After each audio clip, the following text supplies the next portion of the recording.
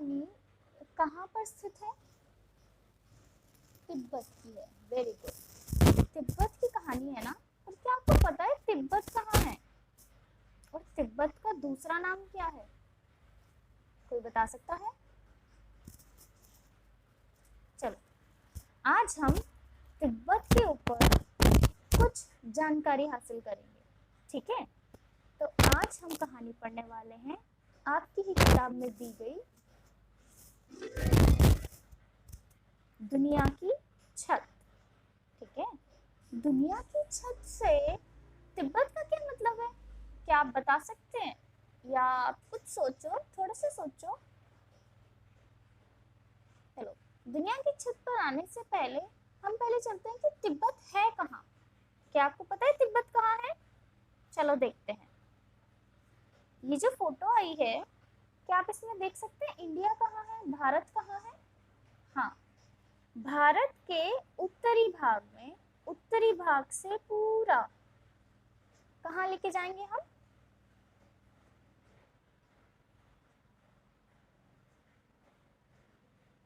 देखो, उत्तरी भाग ऊपर, ठीक है, वहां से लेके पूरा यहाँ तक।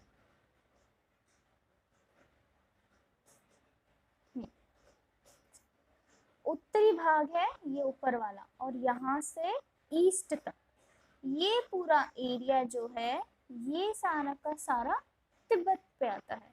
और तिब्बत हमारे जम्मू कश्मीर, हिमाचल प्रदेश, उत्तराखंड से लगता हुआ फिर नेपाल, ये नेपाल है छोटा सा, ठीक है, फिर सिक्किम, सिक्किम बिल्कुल छोटा है बीच में, और फिर आता है भूटान, भूटान के बाद आता है अरुणाचल प्रदेश, और फिर वो म्यांमार से लग जाता है। देख रहे हो यहाँ पे, ये है अरुणाचल प्रदेश और फिर है म्यांमार, तो इन सब से जुड़ता हुआ है। अब आपको पता है कि ये यहाँ पर तो है, तो फिर दुनिया की छत कैसे हुई? यहाँ तो हमारे यहाँ पे भी है, हम जम्मू कश्मीर में भी है, हिमाचल में भी है, तो ये दुनिया की छत कैसे हुई? मैं तो पता चल गया कि ये कहाँ स्थित है। चाइना इससे लगता हुआ पूरा है, ठीक है, म्यांमार लग रहा है, भूटान लग रहा है, अरुणाचल प्रदेश, सिक्किम, नेपाल, भारत, ये सब लग रहे हैं यहाँ पर। ठीक है, फिर ये छत कैसे हुआ? क्या आपको पता है कि ये जो पहाड़ की पिक्चर आई है, ये कौन सी पहाड़ की पिक्चर है? ये है माउंट एवरेस्ट।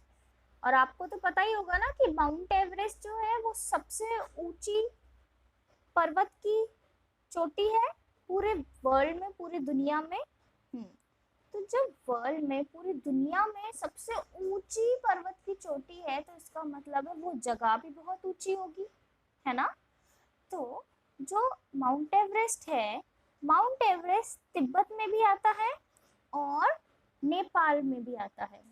यहाँ पर जो आप ये रेड और ब्लू कलर का बीच में देख रहे हो ना, तो ये यहाँ एकदम बीच में बॉर्डर पर आता है कहीं।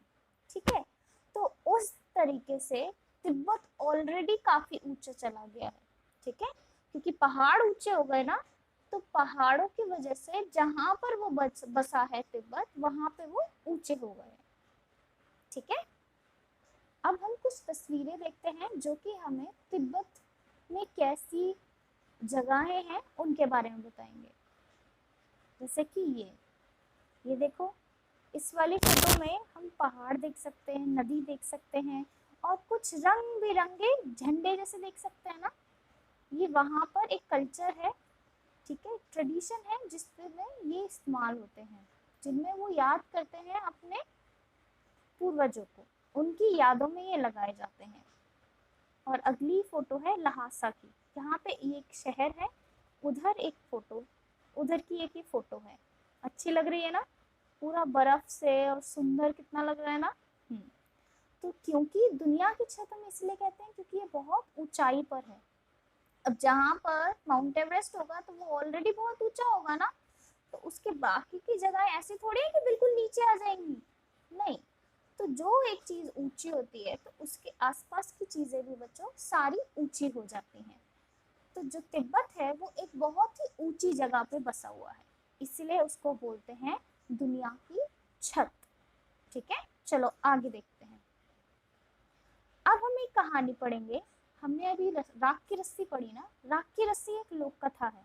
अब एक जो लोक कथा होती है वो उस जगह के बारे में हमें थोड़ी सी कुछ चीजें बताती है।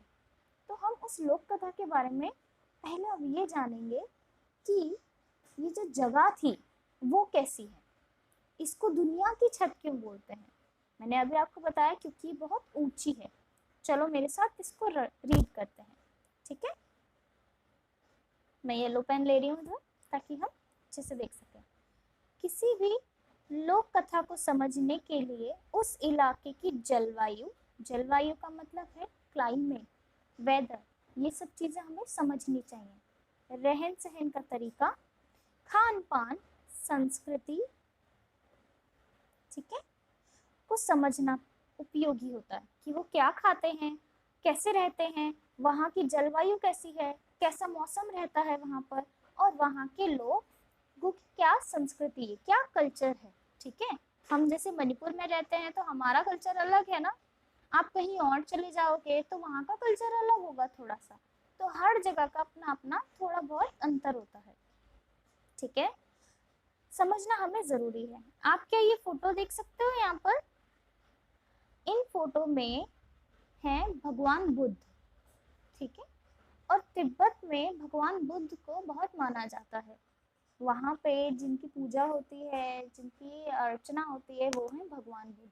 तो वो कल्चर जो है वो भगवान बुद्ध को मानते हैं। क्या आपने दलाई लामा का नाम सुना है? दलाई लामा भी बुद्धिज्म से ही आते हैं। वो बुद्धिज्म में दलाई लामा बहुत ही बड़े, सबसे ऊंचे गुरु माने जाते हैं। ठीक है, चलो आगे देखते हैं। जिस इलाके में यह लोक कथा सुनाई जाती है, राख की रस्सी शीर्षक लोक कथा तिब्बत से संबंधित है, जिसे दुनिया की छत कहा जाता है क्योंकि यह बहुत ऊंचे पठार पर स्थित है। और पठार क्या होता है? चलो पढ़ते हैं। पठार जमीन के ऐसे भाग को कहते हैं जो मैदान से ऊंचा और पहाड़ से नीचा होता है। मैदान मतलब जैसे हम इम्फाल वैली में रहते हैं ना, तो वैली पहाड़ से बिल्कुल नीचे है ना, प्लेन्स है ना बिल्कुल।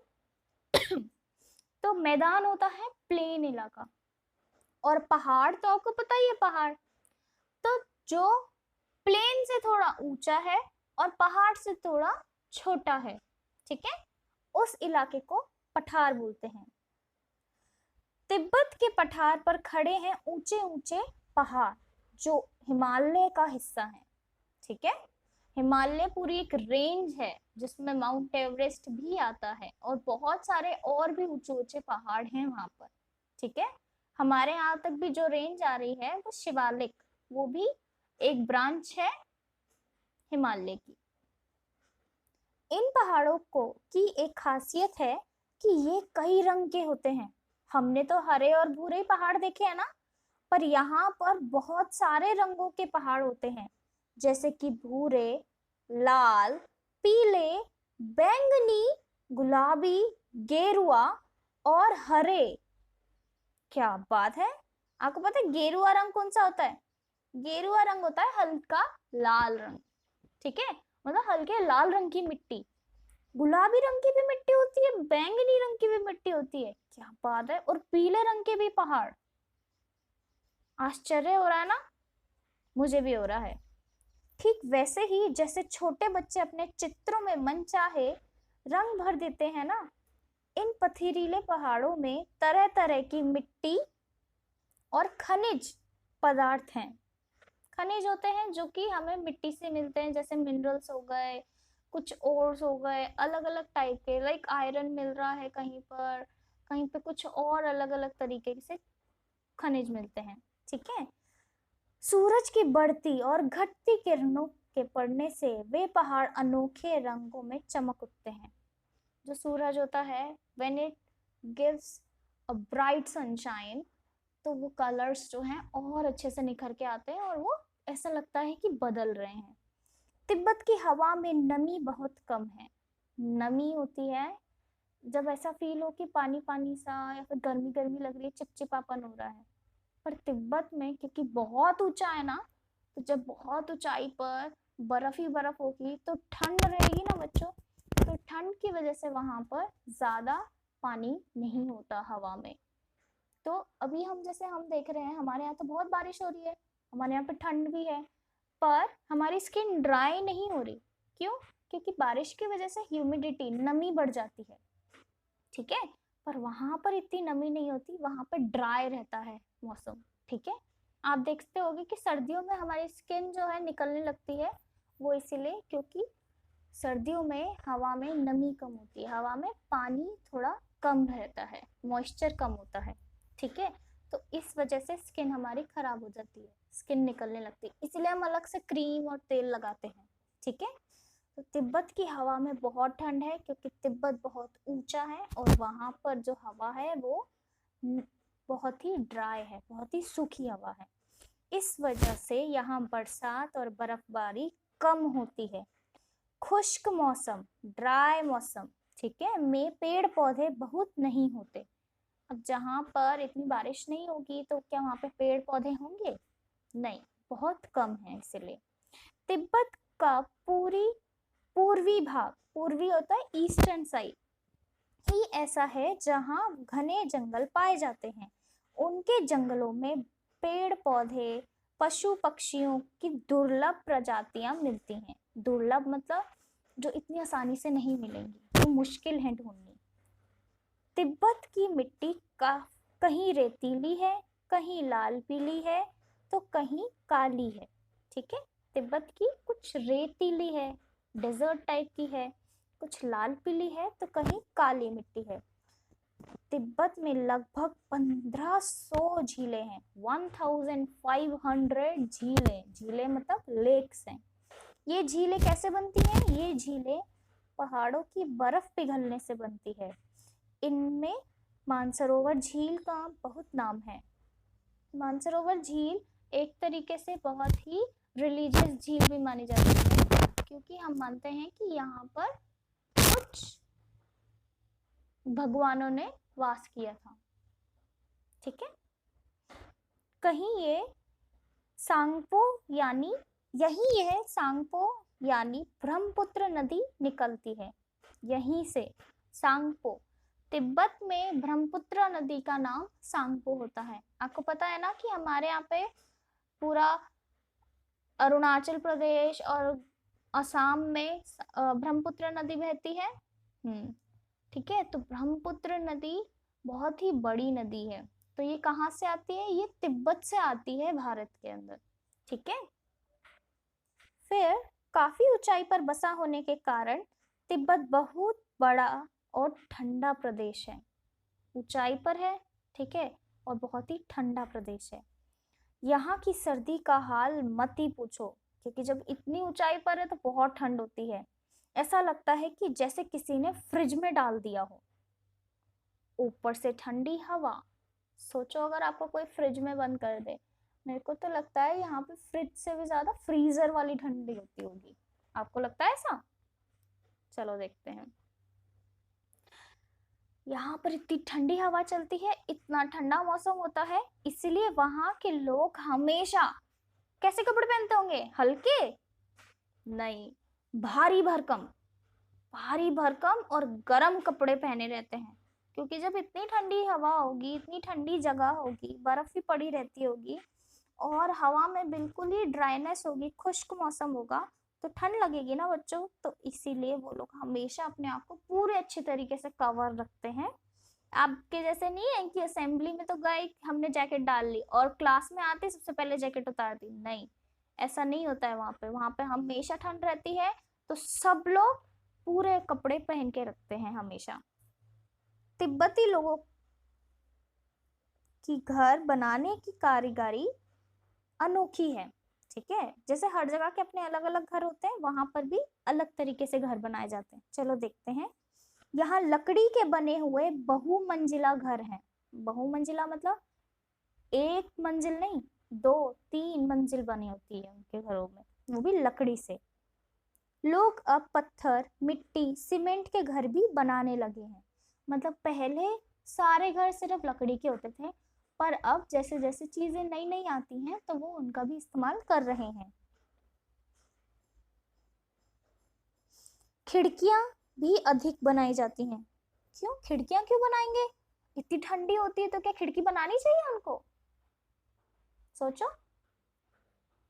पर अगर खिड़की नहीं बनाएंगे तो जब सूरज निकलेगा तो फिर सूरज की गर्मी कैसे आएगी घर में? तो क्योंकि खिड़कियां वो इसलिए बनाते हैं ताकि सूर्य की ढेर सारी रोशनी घर के अंदर जा सके। भूकंप से बचाव के लिए भी दीवारें अंदर की ओर थोड़ी झुका कर बनाई जाती हैं। ये आप खुद से ढूंढना कि कैसे अंदर की ओर भूकंप से बचने के लिए दीवारें बनाई जाएंगी, ठीक है? पर वो हर चीज का ध्यान रखते हैं। ठंड से बचने के लिए भारी भरकम कपड़े पहनते हैं, ठीक है? घर अलग तरीके से बनाते हैं, लकड़ी के बहुमंजिला घर बनाते हैं। सूरज की रोशनी ढेर सारी घर में लाने के लिए बहुत सारी खिड़कियां बनाते हैं और भूकंप से बचने के लिए दीवारें अंदर की ओर थोड़ी झुकी हुई बनाते हैं। तिब्बत का सबसे बड़ा शहर है लहासा, ठीक है? कौन सा शहर है सबसे बड़ा? लहासा, जो कि कितनी ऊंचाई पर है? 3650 मीटर की ऊंचाई पर स्थित है। इसीलिए इसको दुनिया का सबसे ऊंचा शहर माना जाता है। कपड़ों और खाने पीने के लिए यहाँ बाजार बहुत प्रसिद्ध हैं। लहासा को तिब्बतियों का दिल भी माना जाता है, ठीक है? तो ये आज हमने पढ़ा है तिब्बत के बारे में। ओके बच्चों, अगर आपको इसमें कुछ और प्रॉब्लम हो तो आप इसको दोबारा पढ़ सकते हो, और अगर आपको कुछ और जानना है तो ये अब आपका काम है कि आप खुद से ढूंढो कौन सी चीज़ें आपको और क्यूरियस बना रही हैं, और ये हम सब के साथ शेयर करना, ठीक है? आप गूगल क्लासरूम पे भी कमेंट्स करके डाल सकते हो या फिर यहाँ पर भी कमेंट्स कर सकते हो। अब मैं आपसे कुछ क्वेश्चन पूछूंगी, ठीक है? हमने अभी ये कहानी पढ़ी ना दुनिया की छत, तिब्बत के बारे में। तो अब आपका कुछ काम दे रही हूँ मैं कि आप इन क्वेश्चंस का जवाब दो मुझे। अब आपके लिए है कुछ प्रश्न। पहला प्रश्न, आपको पता लगाना है कि तिब्बत की राजधानी कहाँ है, ठीक है? मैं नहीं बताऊंगी, ये आपको मुझे खुद बतानी है। तो आप इस सर्च करोगे और आप मुझे कमेंट्स करके बताओगे। दूसरा, तिब्बत की सीमा किन किन देशों से लगती है, ठीक है? तिब्बत की सीमा, सीमा मतलब होता है बाउंड्री, कहाँ कहाँ कौन से देशों से लगती है।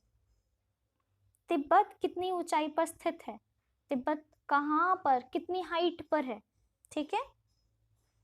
तिब्बत से कौन सी नदी निकलती है, ये हमने अभी पढ़ा भी है और ये आप खुद से बताओगे भी। तिब्बत के साथ कौन सा देश माउंट एवरेस्ट साझा करता है, ये आप सोचो, ये मैंने बताया भी है और आप सोचोगे तो और ढूंढ भी सकते हो। माउंट एवरेस्ट की ऊंचाई कितनी है, ठीक है? That's it.